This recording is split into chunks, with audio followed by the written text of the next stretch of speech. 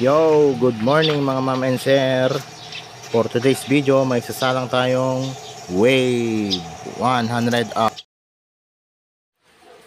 Yo, good day mga boss.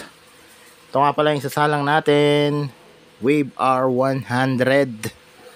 Yan. Motor ni tatay na taga NBAT. Apakadumi, apakaputik.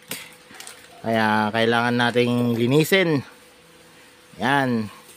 Magandang araw ngayon. Magandang magbuga.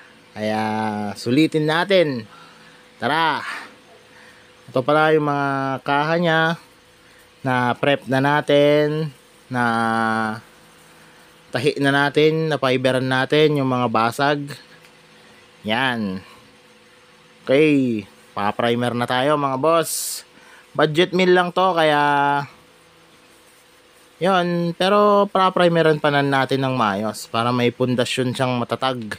Hindi basta bibigay yung pinturang ilalagay natin. Same finish pa rin siya sa ano natin, so mas tinipid lang sa materyales mga boss. Yan, okay, let's go. One eternity later.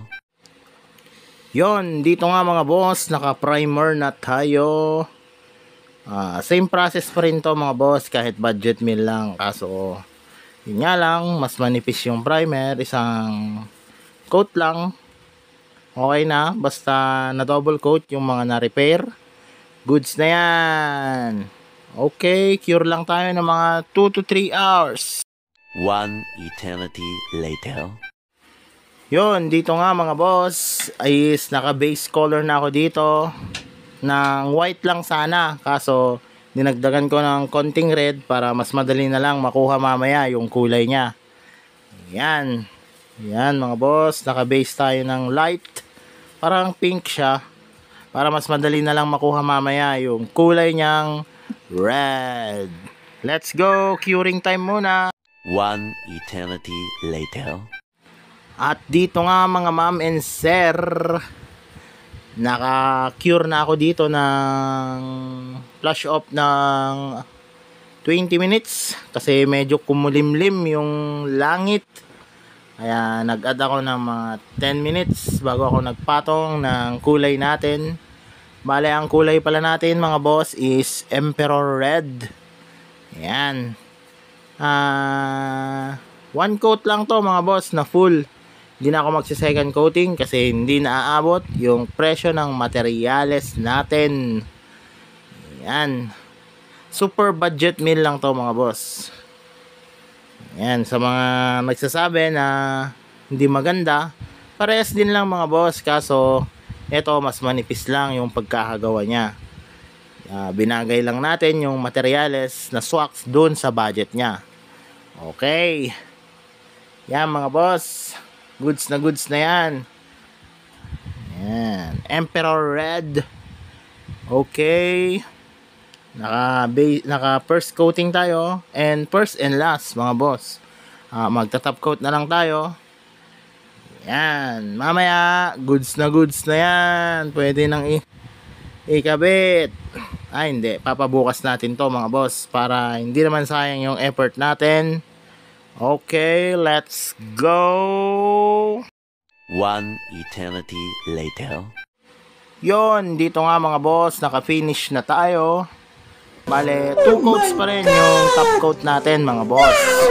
Bale, yung diskarte neto is yung top coat natin, sinunod natin yung ratio na 1:1:3. Kaya marami yung naging timpla ng top coat natin. Tsaka nag-add tayo ng 10% na color o kaya 15% na color dun sa top coat natin, para mas ma-cope up pa niya, kakapal pa yung pintura niya. O yan mga boss, hindi naman dinaya yan, sakto lang sa budget ni sir. Kaya eto, goods na goods pa rin yung finish niya. Budget meal man, high budget, meron pa ring difference yun mga boss. Okay. Yan na yung mga finish natin. Pati yung inner fairings niya, ni-repair din natin. Kinulayan natin ng matte black. Okay. One eternity later. At yun na nga mga boss, natapos na yung motor ni tatay.